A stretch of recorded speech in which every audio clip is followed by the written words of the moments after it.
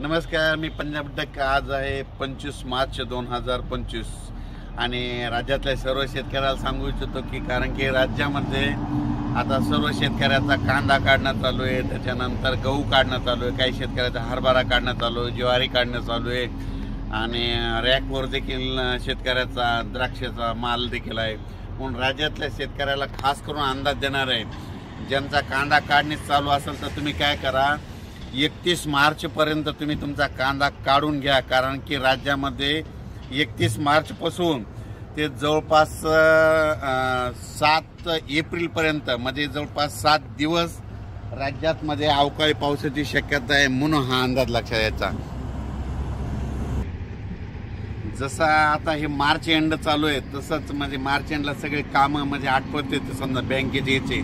तसं माझं एक सगळ्या सर्व शेतकऱ्याला म्हणणं आहे की तुम्ही काय करा, ह्या मार्च एंड म्हणजे 31 तारखेपर्यंत आपल्या शेताचे सगळं गहू कांदे असलं तर काढून घ्या. कारण की राज्यामध्ये 1 एप्रिलपासून ते 7 एप्रिलपर्यंत म्हणजे जवळपास 7 दिवस राज्यात दररोज आज या भागात, उद्या दुसऱ्या भागात, पुन्हा परवा दिवशी तिसऱ्या भागात, पुन्हा चौथ्या दिवशी पहिल्या भागात असा अवकाळी पाऊस पडणार आहे. म्हणजे सांगायचं झालं तर मुंबईला देखील पाऊस पडणार आहे, पुण्याला देखील पडणार आहे, पूर्व विदर्भ, पश्चिम विदर्भ, दक्षिण महाराष्ट्र, उत्तर महाराष्ट्र, कोकणपट्टी, खानदेश, मराठवाडा मध्ये सगळ्या भागामध्ये दररोज 1-1, 2-2 दिवस मुक्काम करत पाऊस पडणार आहे. म्हणून हा अंदाज लक्षात यायचा.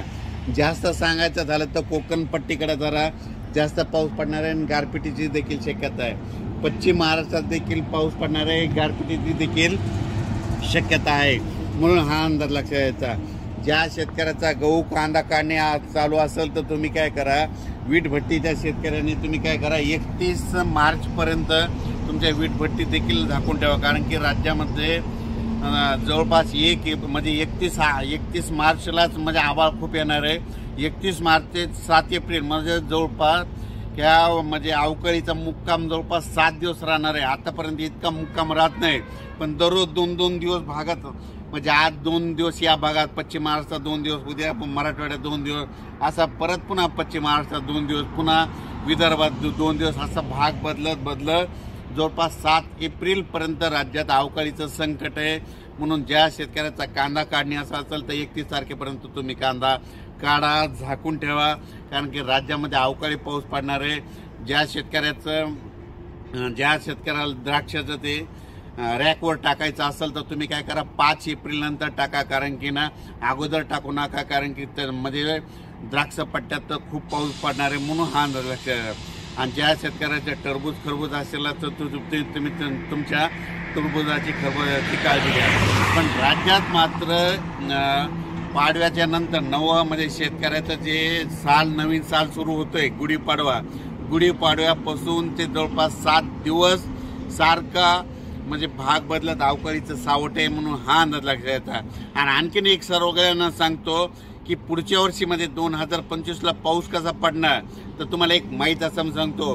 गुढीपाडव्याच्या नंतर त्या 8 दिवसामध्ये जर तुमच्या गावावर निसर्ग आभाळ गेलं तर त्या वर्षी जास्त पाऊस पडतो. आणि तुम्हाला बघायचं झालं तर तुम्ही बघा, यावर्षी गुढीपाडवा झाल्याच्या नंतर 8 दिवस तुमच्या गावावर दररोज आभाळ आणि पाऊस पडणार आहे. म्हणून 2025चा पाऊस कसा राहील हे तुम्हाला ते आता याच्यावरून लक्षात येईल. म्हणजे हे निसर्गाचे संकेत आहेत. म्हणून तुम्हाला सांगू इच्छितो. म्हणजे पूर्वी काय वाचायचं, गुढीपाडव्याच्या वेळेस त्या 8 दिवसामध्ये नुसतं तुमच्या गावावर आभाळ गेलं तर त्यावर्षी खूप पाऊस पडतो. आणि यावर्षी तर गुढीपाडव्याच्या नंतर 8 दिवस पाऊसच पडणार आहे. त्याच्यामुळे 2025ला चांगला पाऊस राहणार आहे हे तुम्हाला आता बघायला भेटतं. पण राज्यात मात्र 31 मार्च ते 7 एप्रिल दरम्यान भाग बदलत काही ठिकाणी जास्त, कुठं रिमझिम, कुठं गारपीट, कुठं पेंडवलता असा पाऊस पडणार आहे. म्हणून तुम्ही काळजी घ्यायची. म्हणजे सुरतपासून ते इकडं कोल्हापूरपर्यंत राज्य या पट्ट्यात जास्त पाऊस पडणार आहे. म्हणून हा अंदाज लक्षात. मुंबईवाल्याला पाऊस पडणार आहे, पुणेकडे पडणार आहे आणि नगर जिल्ह्यात जवळपास सगळीकडेच पाऊस आहे. पण सगळ्यात जास्त म्हणजे कोकणात जास्त आहे, कोकणपट्टी जास्त, आणि पश्चिम महाराष्ट्रात आणि उत्तर महाराष्ट्रात जास्त प्रमाण राहणार आहे. म्हणून हा अंदाज लक्षात यायचा. अचानक बदल झाला तर उद्याच एक मेसेज दिला जाईल. धन्यवाद.